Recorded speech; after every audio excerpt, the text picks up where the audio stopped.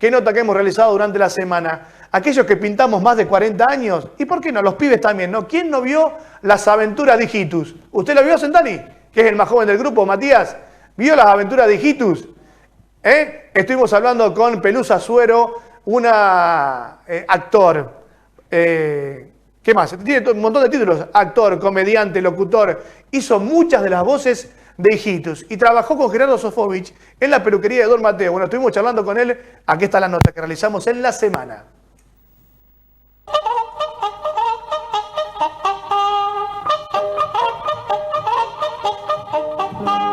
Pelusa, ¿cómo llega el contacto con García Ferré para empezar con esa historieta, con esos personajes que la gente ya, cuando ve la nota, se va a dar cuenta de que estamos hablando? Pasaron muchas cosas antes de llegar a García Ferré. Yo para llegar a García Ferré me formé de un montón de cosas, ya te cuento. Yo empecé cantando, a mis 12 años tuve primero un dúo, después un trío, después un cuarteto. O sea, yo a mis 14 años, sin querer y sin pensar que eso podía llegar a ser un trabajo, empecé a trabajar cantando y por supuesto, como era una cosa comercial, me pagaban y me gustó y mi mamá claro, también, pero le empezó a preocupar porque de alguna manera esta vocación que yo tuve y que sigo teniendo, competía contra el estudio. Como cantante llegué a Radio Splendid, a un programa, a una audición de radio que se llamó La Revista Dislocada.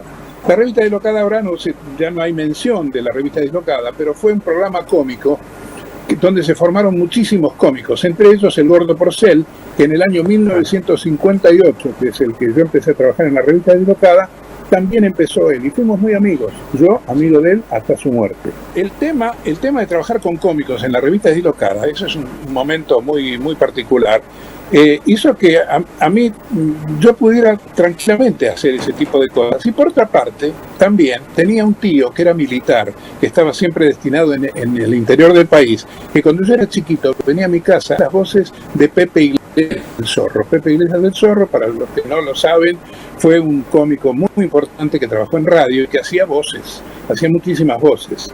Y por lo tanto, para mí, el hacer voces no era ninguna cosa rara, porque lo hacía Pepe Iglesias del Zorro, pero también mi tío, con lo cual para mí era natural que yo me animara a hacerlo. Bueno, la cuestión, ustedes quieren llegar a García Ferré. La cuestión es que yo era cantante, era músico, sabía usar la garganta, sabía muchísimo de lo que significaba grabación, porque estaba todo el santo día metido dentro de un estudio de grabación. Y un buen día, Mariona Aramburu, que era la voz de Antiojito, compañera también cantante de jingles muy buena, me llama y me dice, mirá, García Ferré necesita tener una persona que dialogue con los personajes de Antiojito y Antifaz. Antiojito y Antifaz, dos personajes que hablaban entre ellos, y entonces tenían que dialogar con Antiojito y Antifaz, pero no venía ningún personaje de ahí, y necesitaban meterlo. Entonces, me llama a mí para hacer voces irrelevantes, voces voces casuales del momento, en distintos guiones y en distintas etapas de Antiojito y Antifaz, donde no hice ningún personaje así notable, pero él vio mi flexibilidad. Cuando vio mi flexibilidad y se cansó de la publicidad, porque la publicidad le cambiaba los textos 5 minutos antes de terminar la película que él estaba haciendo, se cansó y entonces empezó con la tira de Hijitus. En Hijitus me pide Larguirucho, ¡un monstruo! Pucho y Serrucho. Don Neurus, aquí tiene la Pucho linterna. Y el profesor Neurus. A ver, diga ¡ah! Entonces yo empiezo a hacer 4 personajes, que inclusive Serrucho lo hacíamos a medias con el guionista. 4 voces distintas. Sí, pero digamos, Serrucho nunca habló, siempre hizo y nada más. Porque nunca le encontramos otra. Aparte, la expresividad de él era a través de ese ruidito, ¿no? El asunto era cómo diseñar 4 personajes distintos que no se pareciesen y que no se diese cuenta que salían de la misma garganta. Por lo tanto, Neurus era el mal no era tan eficiente como el bien era Hijitus, que era Néstor D'Alessandro, el que hacía la voz. Néstor D'Alessandro. Y entonces, encima había que argentinizar también a los personajes, ¿no? Pasó lo siguiente: García Ferré era español y era un Claro. tipo con una muy fuerte influencia española. Toda su temática tenía que ver con los cuentos que a él le habían contado cuando era chico. El tema era que sonaban a muy españoles las cosas cuando empezamos con él. Y justamente con Néstor de Alessandro se lo argentinizamos, se lo convertimos a los personajes, porque por ejemplo el personaje del comisario de Trulalá, que también yo hice ahí, bueno, finalmente yo en la tira terminé haciendo 16 personajes. La tira se hizo durante 7 años, del año 68 al año 75, que hicimos como 400 y pico de capítulos, una barbaridad.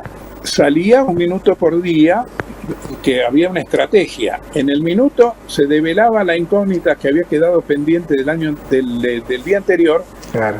Continuaba la incidencia y terminaba con una nueva incógnita para el día siguiente, con lo cual todos los pibes venían corriendo del colegio a enterarse qué iba a pasar, porque siempre había un signo de interrogación que terminaba cada capítulo. Ahora, la estrategia y fantástica estrategia de García Ferré y de Néstor de Alessandro es que después, uniendo todos esos cachitos de 1 minuto, se llega a una serie de 25 minutos, que es el largo de las series normales, ¿no es cierto? Y era una aventura completa, pero siempre con incógnita. Parece mentira, pero así lo hicimos. ¿Fue una de las tiras más exitosas que hizo, Pedro? Bueno, no, posiblemente yo fui la voz de Clemente para Caloi, que en el año 78, cuando fue el Mundial de Fútbol. Con el Mundial, sí. Clemente saltó del diario Clarín, de la tira gráfica del diario Clarín, en el año 82, en el nuevo Mundial, saltó a la televisión, y en la televisión tenía que tener voz. Y por lo tanto, Caloi, que no me conocía, me tomó contacto conmigo, me pidió que le hiciera una voz, le prometí, le planteé un montón de bocetos, no le gustaba ninguno, me preguntó, ¿vos sos futbolero? Le digo, no, a mí me gusta el fútbol, pero no tanto como para ser futbolero. No, entonces no lo vas a poder entender, no. Y se fue y probó, y él declaró en la prensa que había probado 40 profesionales, y después volvió a mí porque no encontró la voz que él quería. Entonces le digo, mirá, vamos a hacer una cosa. Si vos sabés cómo es la voz, a mí no me gusta imitar, porque lo mío es el diseño, no es imitación. Mis voces tienen que ser absolutamente originales, no se tienen que parecer a nada que la gente escuchó previamente. Así que hacela, la voz, y yo te la imito, y bueno, yo trabajo de imitador con vos.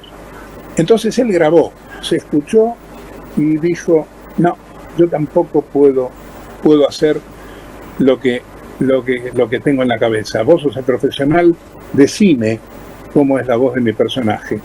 Entonces yo le dije, la voz de tu personaje es una voz que perdió las cuerdas vocales gritando los goles de la selección, ¿entendiste? Entonces, por lo tanto, salió Clemente que no tenía cuerdas vocales, era antifónico absoluto. Y si sigo hablando así me quedo mudo, ¿entendés? Siguiendo con nuestra campaña de poner los vuelos intercontinentales al alcance de todos. Pelusa, y a lo largo de todos estos Señor. años que ha trabajado y me ha contado muchísimas cosas que ha realizado, ¿no? Y fue mechando de un lado al otro en cuanto a actor, en cuanto a locución, en cuanto a personajes. Esto lo lleva a hacer y trabajar con Sofovich. Bueno, ¿cómo el contacto con Gerardo Sofovich? Porque también es muy recordado el personaje en la peluquería que hacía usted. Y Sí. por lo que cuentan, por lo que se dice, por lo que se sabe, no era fácil trabajar con Sofovich. no, a ver, yo tuve la suerte, como yo tenía un entrenamiento profesional muy alto, muy grande, sabía cómo manejarme con un tipo muy profesional como él. No tuvimos jamás ningún desencuentro, ninguna cosa, que mucha gente lo tuvo con él, porque éramos como amigos, difícil, pero amigos, y nos tratábamos de vos, pero cuando entrábamos en el momento de grabar era sí señor, no señor, cómo no señor, que es la manera en que los profesionales del cine o de la televisión saben trabajar con sus directores. Y con eso me mantuve perfectamente bien. Era duro, porque no permitía ninguna equivocación. Claro. Y fundamentalmente, otra de las cosas que pasaban era que él no escribía ningún guión. Todo el guión lo tenía en la cabeza. Y es decir, y no lo escribía. O sea, yo llegaba al momento de estar frente a la cámara y no sabía qué iba a decir. En ese momento, él previamente me decía, bueno, vos tenés que decir tal cosa y tal otra y tal otra y tal otra y tal otra y tal otra. Uno tenía que estar sumamente atento. Uno retenía eso, pero lo tenía que hacer, la memoria tenía que ser absoluta, con palabras, con interjecciones, con comas y con paradas. Y uno repetía como un loro, y así aprendí a trabajar como un loro con él, y no tuve ningún problema. Ahora, te equivocabas en una, y eso significaba que había que cortar, y si había que cortar se estiraba la grabación, porque para grabar un programa que duraba 1 hora, le llevaba 6, 8, 10 horas. Arrancábamos a las 9 de la noche y terminábamos a las 9 de la mañana o las 8 de la mañana del día siguiente. Se trabajaba de noche sin dormir. Era una cosa muy particular. Pero así tuvo el éxito que tuvo, ¿no? ¡Prudencia la pelota! ¡Mire lo que se consigue con la prudencia! Pelusa, la verdad que me quedaría charlando todo el día con usted. Reitero lo que le dije al comienzo de la nota, ha sido un placer, un honor para mí poder charlar, hacer esta nota. Seguramente la gente de Chabás, cuando el sábado salga en el programa, va a sentir lo mismo que yo. Pero por un gusto personal, y no solo personal, sino para toda la gente de la localidad, le quiero pedir algunos personajes. No muchos, pero algunos me va a hacer. Voy a poner porque estoy olvidado que en este tema de hacer personajes, ahora con la pandemia estoy medio chanchado, así que no, larguirucho, por ejemplo, no me sale. Por ejemplo, Porque aparte, Neus te diría, cállate, retonto. Muy bien. impresionante, realmente.